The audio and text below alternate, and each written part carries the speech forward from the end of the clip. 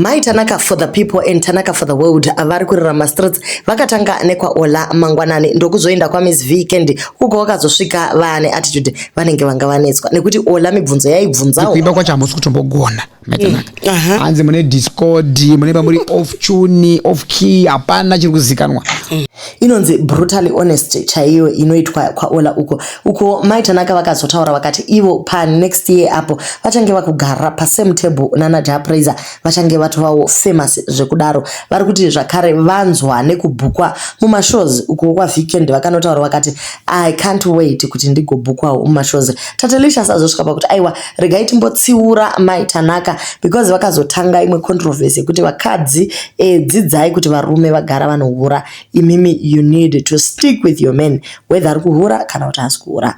So My Tanaka kwavakatanga kuenda kwa Ola ndokwavakanotaura the journey of her life vachitaura kutambudzika kwavakaita vachiedza kuti vangwavhire mwana wavo Tanaka uyo angashayikirwa nababa wake achiri mucheche same year rakashayika baba waTanaka ndo same year rakashayikawo baba vavo so vari kuti ivo vaimanya kuti vatsvakire mwana chouviri ndokuzopedzisira vaa South Africa after vamboita principal pa Hilton College vakambo itawo mabasa emaoko kuZimbabwe ikoko. So the reason why she wrote the song is looking at a journey from the time yavaimbo pretenda kuva bofu mai avaiti vakambo pretenda kuva bofu izvi vakazositaura vava kwa Weekend masikati kubva kuZimbabwe kundobata kuBotswana vachinyepedzera kusaona vari kuti vasabhadhari. Remember madays aya mapofu anga asingabhadhari mumabhazi so vakatoona kuti ndo plan iyi ndikangonyepedzera kuvhiringika upano ndikaita bofu zvangu zvinogona kufamba zvakanaka. Vari kuti zvakare vakatombo svika pakudanana neimwe classmate yavo yavanga vasina mafeelings for zvachose kuti vagone kuraramisa mwana vachibhadhara maschool fees aidiwa because Tanaka kwaedza kuzvikoro zvevarungu muSouth Africa imomo My Tanaka kuMidrand ikoko kwavanogara so vari kuti vakazosangana guy work 4 ways akavaspoila akavapa mari but vakazongoitirawo kuti vagone kuchengeta mwana. So pakunyora nyasha dzenyu yanga iri nyaya yekuti vari kuda kungo tenda Mwari kuti makatibvisa kwataiva kumusha kuti tisvike patiri nhasi so taisaziva kuti tichange tiri pano nhasi tichidai kare agara ari kare zvokwadi nyasha dzaMwari dzakatinakira. Vari kuti zvakare vanga vasvika 500,000 views paFacebook 500,000 followers paFacebook and nyasha dzenyu is actually sitting at 140 something thousand views so vari kuti vari kumanyisana nekuti vamonetize page. Manje nyaya yakanyanyisa kunetsa vana Ola apa iri kuti konai My Tanaka Bonnet mangarisirei My Tanaka wakati ivo Bonnet vaitorida zvekudaro. Bonnet ndinorifarira because inini ndakazviudza kuti Bonnet rinopfekwa nevanhu vanenge vane kaupenyu kanenge kanani. Vari kuti vo Bonnet vanorifarira sezvamangozvinzwirawo saka vanhu vanenge vabudirira vanopfeka mabonnet because guys isusuka titori varombo tichiri kutosunga inonzi chiko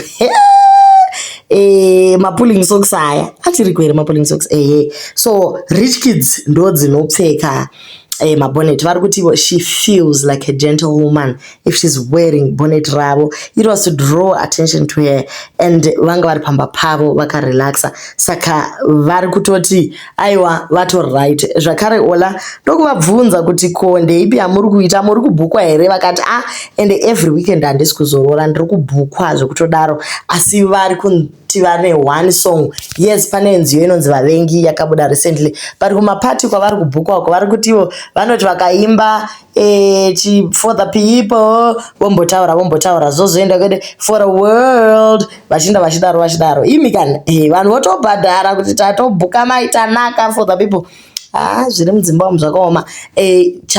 Another thing that is in the pipeline is kushanda kwavari kuzoronga kuti vaite naDorcas Moyo asi manje nyaya iripo ndeyekuti guys ndoda kutobvunza same question yakabvunzwa naOla kuti do you think people love your music or it is mockery? In personally I feel like she's not yet ready kuti vave vari vachiimba dei vakaenda kana ku idols kuya vaigona kungonopuwa kana ka wooden mic handizivi guys handisi kuita hate but I'm just saying kuti her voice is not yet there but vari kuti ivo aiwa Zimbabwe is ready for me. Muchatondifarira muchida musingadi. They like my music. You think so? Yes, they like my music because dai vanga vasingadi music wangu ndisiri pano. Makazonditsvaga imimi manzwa nezvangu zvichibva kuvanhu. Icho toti hoyo confidence amaitanaka guys chero mukadi hanzi you like him music maka recommend and now right now kandofunga yatopinda mu 150 muzuva ranhasi 150k views kuratidza kuti vanhu vari kuda kuiona yakarira mu TikTok pakaitika ma challenge akasiyana siyana tanaka katoya kati wai mtiseka mai vangu zvikatowedzera kuita veiled fire chaiko guys maitanaka varira zvekutodaro so Tatelicious ari kuti tazvinzwa kuti muri kurira mai but attitude yamauya nayo kwa weekend uko mamutiratidza kuti haminoti mama iritetwa here nezvanga zvabvunzwa but nyaya yedu iri pakuti pakuuya muchipembedza chihure chavarume moti vakadzi are the ones that are supposed to take whatever zvinoitwa nevarume votojaira kuti ndozvazvinoitiwa vasabvunze chihure chacho uye vasasiye varume vasasiye misha makanganisa zvikuru. Number one, you cannot stereotype and say varume vese mahure. Pane vamwe that have purpose in their heart that they are never going to cheat on their wives and they're actually doing that. So musaise umbrella term pavarume ava. Number two, imi maitanaka makabuda rini ko mumba zvamunotaura kuti kwaizvo ni varume vese as if you know all the men. No, pane madzimai atori mudzimba vakagara nevarume vavo zvichitoendeka saka musabve madaro.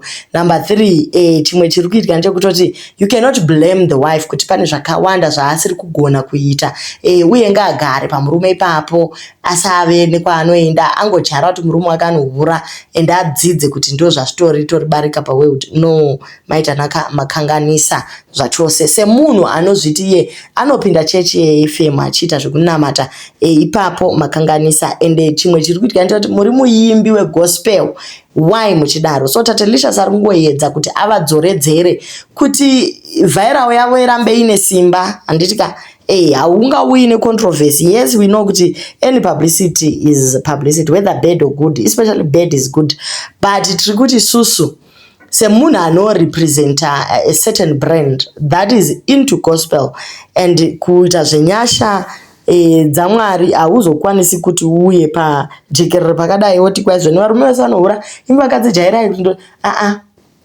matauriro iwayo ndeevanhu vasimo mumba, ndeevanhu vari kuda kutora vanhu vevamwe. Zviri right kutaura kuti vanhu vasasiye misha yavo obviously because vana vanosafa if the mother lives or if the father lives. Asi amungati kwaizvo ni munhu ngaagare ipapo nekuti akazobva achandohura. What if asinganohuri?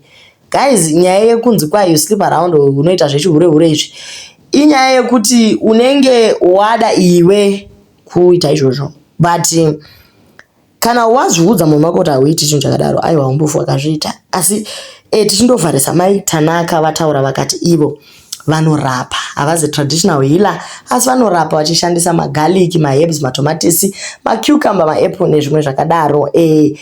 Vari kuti vakatarisa munhu vane zvinovanyeurira kuti iwe uri kufanira kunomwa turmeric, iwe unofanira kunomwa garlic, iwe unofanira kunomwa chakati chakati. Vanongoti pane chinhu chinovaudza kudaro, a voice that tells her. So she is a spiritual healer.